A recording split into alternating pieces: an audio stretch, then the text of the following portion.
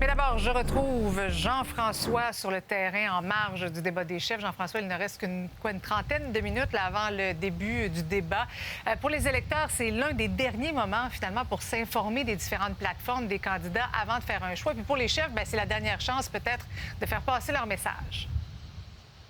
Et peut-être de parler d'autre chose que des tarifs de Donald Trump. On le sait, c'est ce qui a monopolisé l'attention des électeurs et des politiciens au cours des dernières semaines de campagne. Donc aujourd'hui, les chefs auront la chance de parler de d'autres choses. Il y a 5 thèmes: le coût de la vie, l'énergie, le climat, la guerre commerciale, l'identité et souveraineté et l'immigration et affaires étrangères. Il y a des candidats qui doivent se démarquer. On le sait, le Bloc, le NPD qui traîne dans les sondages également. Pour ce qui est de Mark Carney, on va évidemment analyser sa qualité, la qualité de son français, bien entendu, et il sera sans doute attaqué par les autres chefs puisqu'il est en avance. Pour Pierre Poilievre, bien, il faudra qu'il soit en mesure d'arrêter peut-être de critiquer le bilan libéral et de proposer des solutions aux Canadiens. On peut écouter ce que les Canadiens, ce que quelques électeurs, eux, espèrent entendre.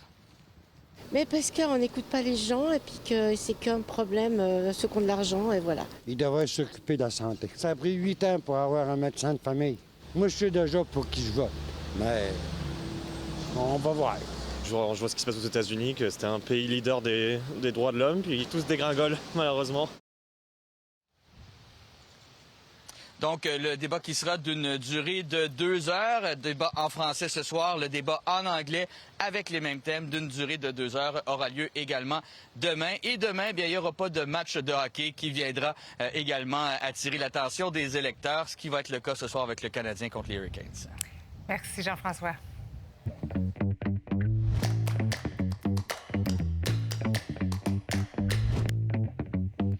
Yves, je sais que tu brûles d'envie de me parler du match des Canadiens de ce soir, Oui. mais tu veux me parler de la commission des débats des chefs. Quel obscur organisme quand même. Oui, alors, qu'est-ce que c'est? C'est une commission. Maintenant, il y a 3 employés et un directeur. Il y a déjà eu plus de gens que ça.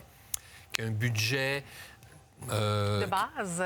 Alors, c'est copié un peu sur le modèle américain, mais pas tout à fait. Parce qu'aux États-Unis, ils ont décidé de créer, les 2 principaux partis ont formé une commission qui est un organisme à but non lucratif, autofinancé par des contributions, ainsi de suite, donc démocrates et républicains, qui organisent les débats des présidents.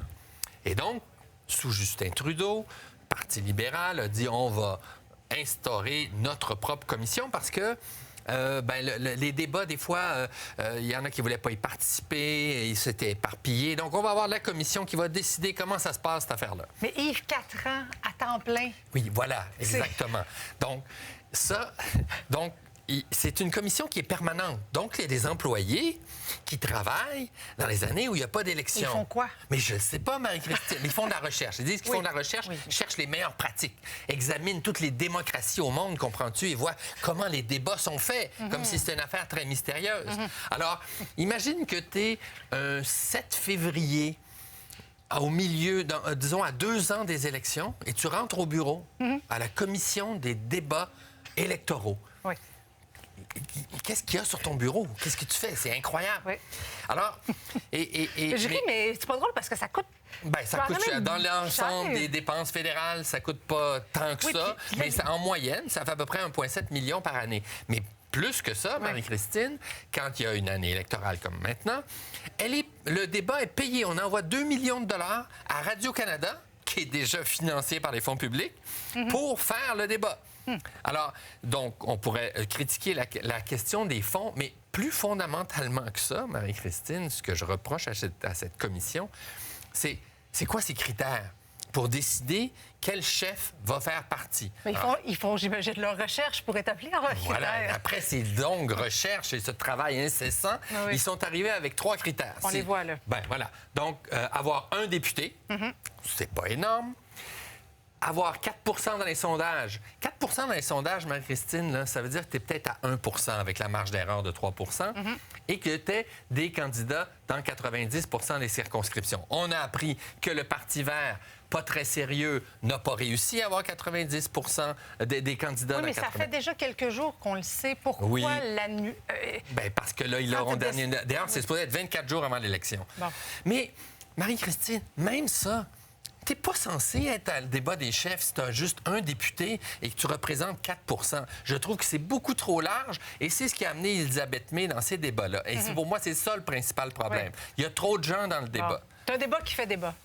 Ben plus maintenant, je viens de le régler. Merci. À demain. demain.